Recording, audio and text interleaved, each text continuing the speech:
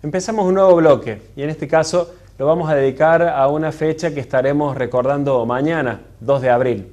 Y cuando uno habla del 2 de abril, habla de la Guerra de Malvinas, el Día del Veterano y del caído en esta batalla que ocurrió en 1982, que duró prácticamente 3 meses, que tuvo el saldo de cientos de argentinos caídos y que en definitiva significó la decadencia y posterior terminación de lo que se conoció como el proceso de reorganización nacional allá por 1983 con la vuelta de la democracia.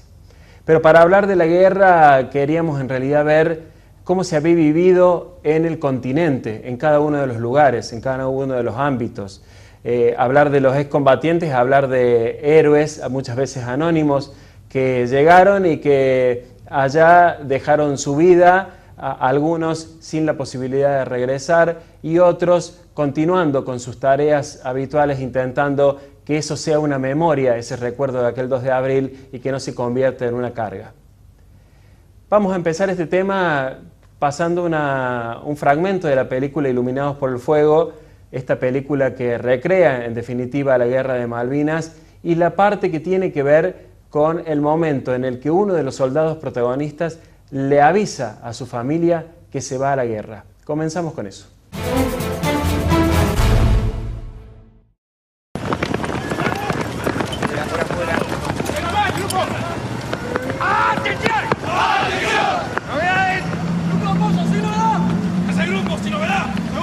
¡Sin novedad! ¡Primer grupo, sin novedad! ¡Atención!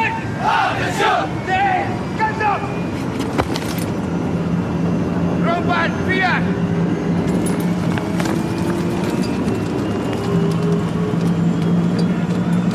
¡Papi para el jefe de grupo! ¡Venga para acá, soldado! ¿Qué quiere? Solicito autorización para ir al baño, mi sargento primero. 2 minutos. ¡Arraban! ¡Arraban, dije, soldado!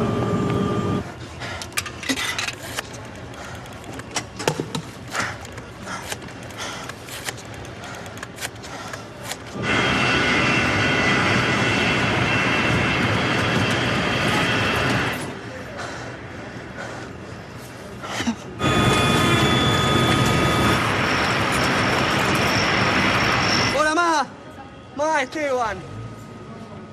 En Comodoro. Mal, bien, estoy bien. No, estoy bien, escúchame. ¿Me escuchás? Bueno, me voy a Malvinas.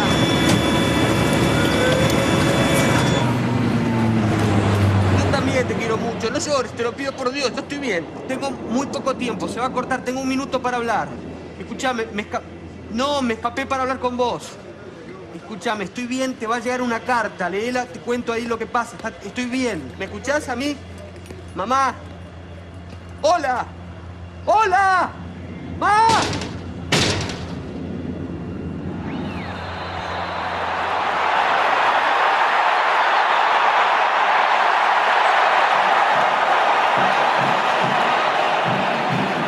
Que sepa el mundo, América, que un pueblo con voluntad decidida como el pueblo argentino, si quieren venir, que vengan, les presentaremos batalla.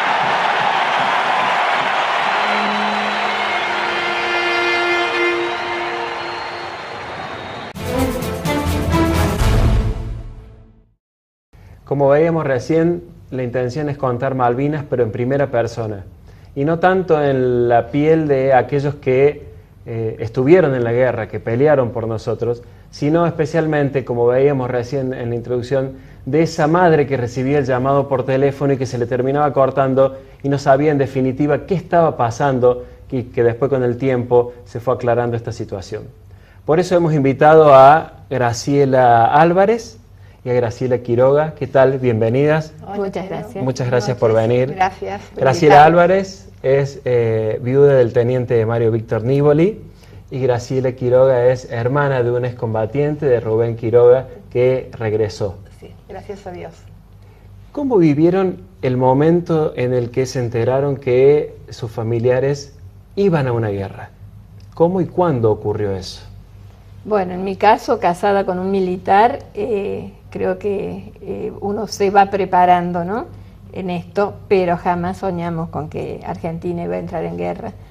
Y pasado lo del 2 de abril, la recuperación de Malvinas, yo siempre digo que no salí a festejar, ¿no? Como, no sé, algo me anunciaba que me iba a costar caro esta guerra, como todas las guerras. Y si bien siguió una vida normal, porque Mario siguió estando en la brigada, volando las horas de vuelo que debía hacer, ya más cerca de mediados de abril parte el primer escuadrón hacia Río Gallegos, que era de donde despegaban los aviones de la Quinta Brigada, y él recién va hacia Río Gallegos el día 1 de mayo, el día que ya habían hecho su primer ataque los ingleses, son los aviones Vulcan a la mañana muy temprano, tratando de destruir lo que era un punto de importancia logística como era la pista de las islas.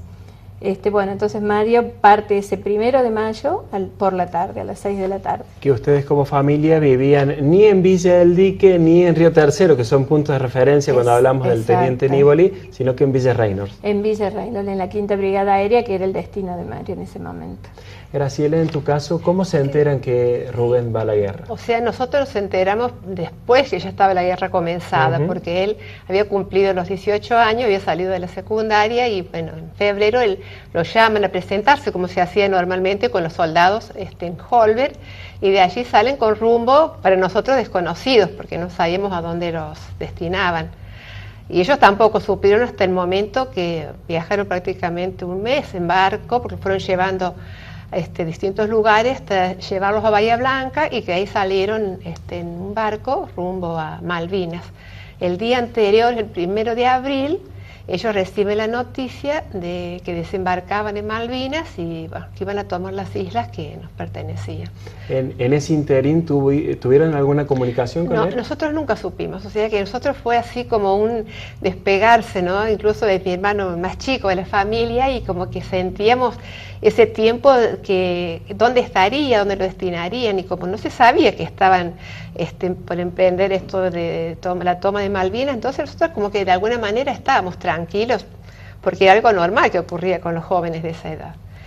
Pero nos enteramos después de la guerra nosotros, que ya había comenzado la guerra, que bastantes días después de que él ya habían tomado y que estaban en Malvinas. Graciela, decías recién que en tu caso no festejaste. ¿Por qué? ¿Cómo era el clima que se vivía?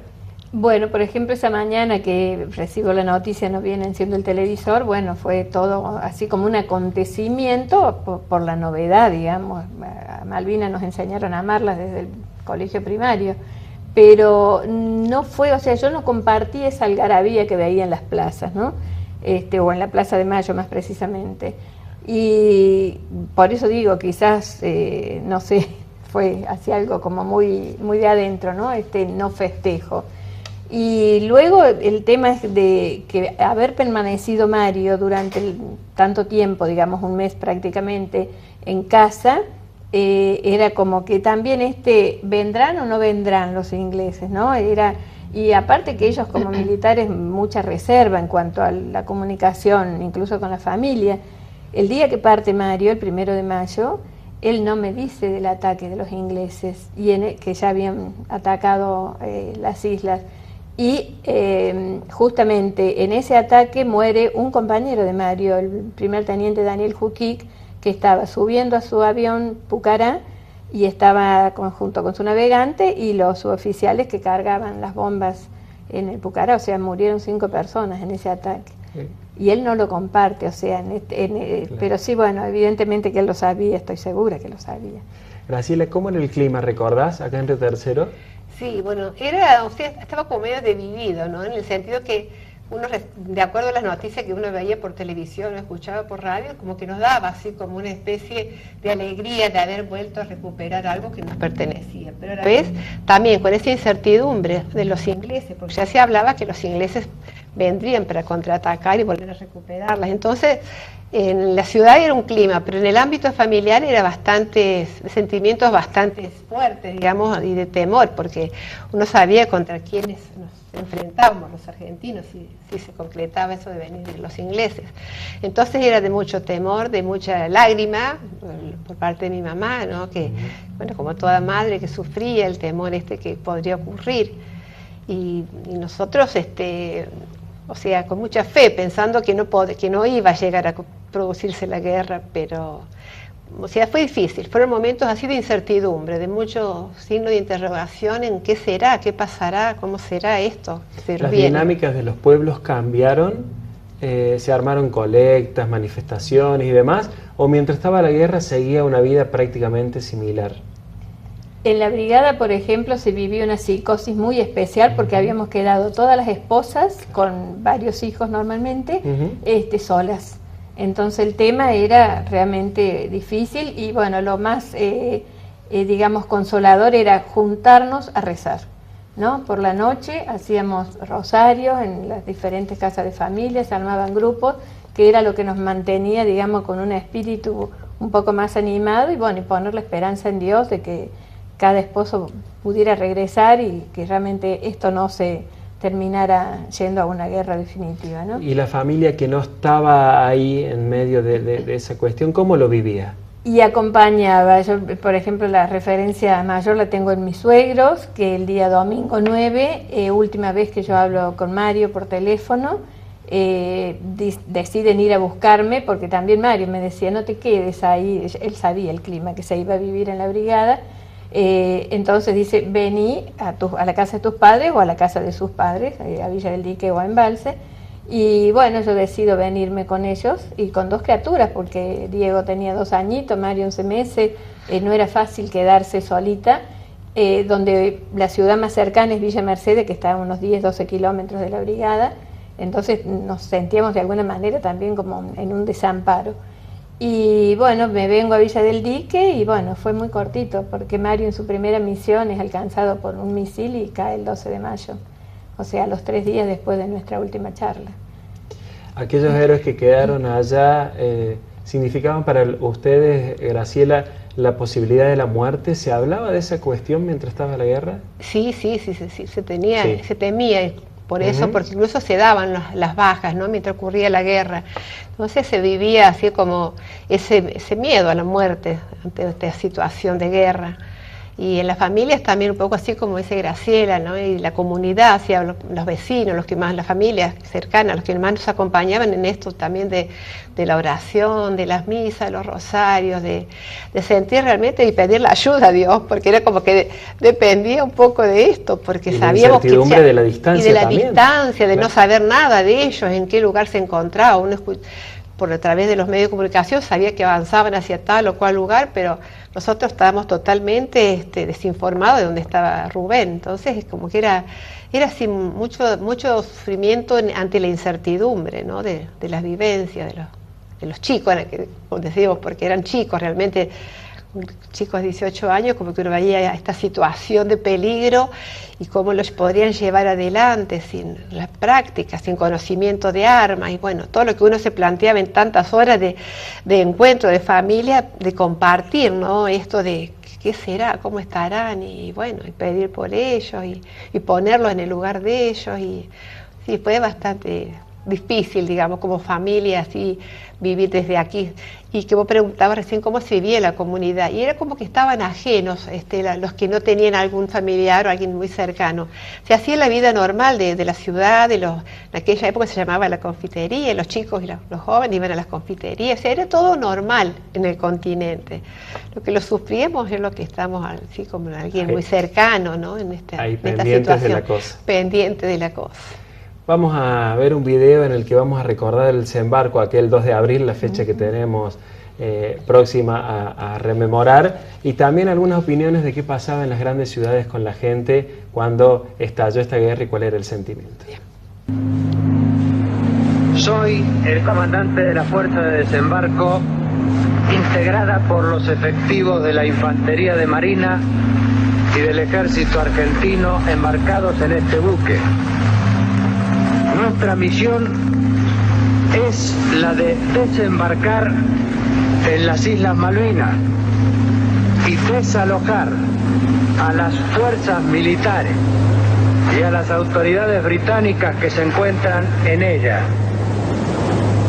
Durante mucho tiempo hemos estado adiestrando nuestros músculos y preparando nuestras mentes y nuestros corazones para el momento supremo de enfrentar al enemigo. Ese momento ha llegado. Mañana ustedes serán los vencedores. Mañana mostraremos al mundo una fuerza argentina, valerosa en la guerra y generosa en la victoria. Que Dios los proteja.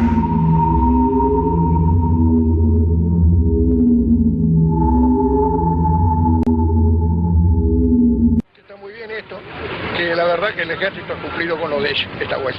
Una opinión en este momento. Solidario con la actitud de gobierno. ¿Sobre qué? ¿Sobre las Malvinas? Y que tiene que defender a toda cuesta. ¿Qué le parece? No se imagina, ¿no? Más que las recuperamos por fin de cuántos años, va, más de un siglo. Me desperté muy feliz, chocha, una alegría muy grande. Estoy muy feliz, orgullosa.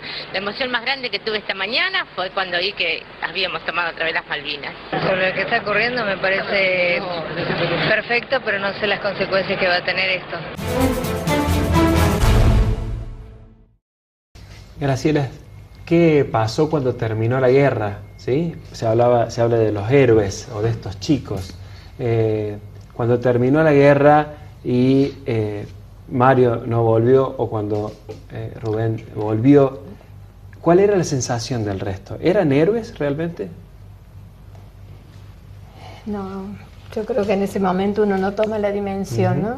de realmente del valor y de la entrega. En lo personal, porque bueno, asumir esta realidad que me tocaba por ser la esposa de un militar de carrera, y que sé que se había preparado para esto, si bien nadie, vuelvo a repetir, había imaginado ni por casualidad una guerra, pero creo que quien se casa con un militar tiene que estar preparada también para este tipo de situaciones. Aparte ya habíamos tenido un previo ensayo, entre comillas, con el tema del Beagle en el año 1978. Y en ese momento no se habló del héroe en sí o de los héroes en sí.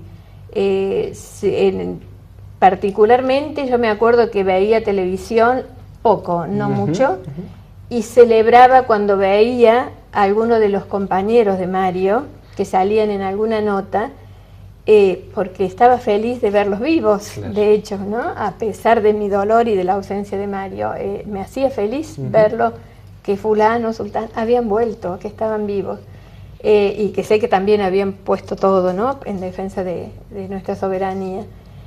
Creo que con el correr del tiempo uno se va dando cuenta de despojarse de ellos, ¿no? Porque entregar la vida creo que es entregar lo más valioso que tenemos.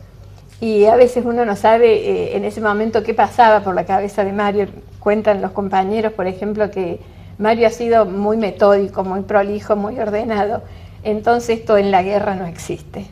Ni el orden, y mucho menos en la inexperiencia nuestra de guerra.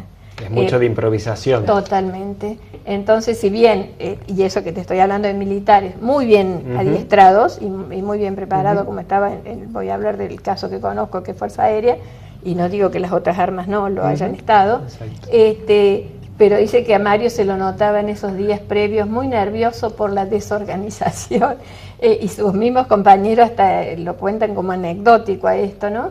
Decir no, el sordo, como le decían a Mario, porque tenía unas orejitas prominentes, dicen, estaba nervioso porque a él le hubiese gustado que esto fuese más ordenado. Y bueno, y la cosa así como muy, muy linda, a pesar del dolor que me queda, es que él me había pedido ese día 9, la última vez que hablamos, una foto de los niños, de sus hijos, a quienes amaba. Y yo busqué y encontré la única foto que teníamos, que estábamos los 4 de nuestras últimas vacaciones en febrero del 82, y le dije, te envío esta que representa lo que somos, una familia. Y esa foto, Mario, el día que va a subir al avión para no regresar, se la pone dentro del buzo de vuelo. Así que de alguna manera sé que se fue con nosotros en el corazón.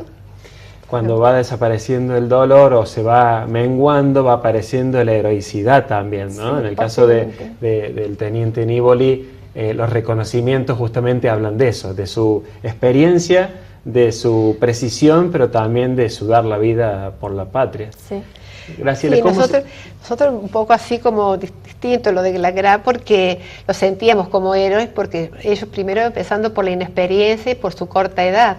Entonces como que los chicos, mi hermano fue herido en la guerra, y él después, antes de volver a casa, estuvo como un año en el hospital militar porque había sido herido de bala en su cuerpo, así que es más, los primeros que a mi hermano lo operaron de sus balas, después cuando lo tomaron prisionero los ingleses, porque por el último día, el 28 de mayo, cuando él cae herido, y nosotros por eso sí lo consideramos a todos los chicos que han vuelto y a los que no volvieron héroes, porque fueron realmente a ofrecer la vida por algo que lo sentimos, ¿no?, desde siempre, que es nuestro, pero bueno, que realmente no pudo ser.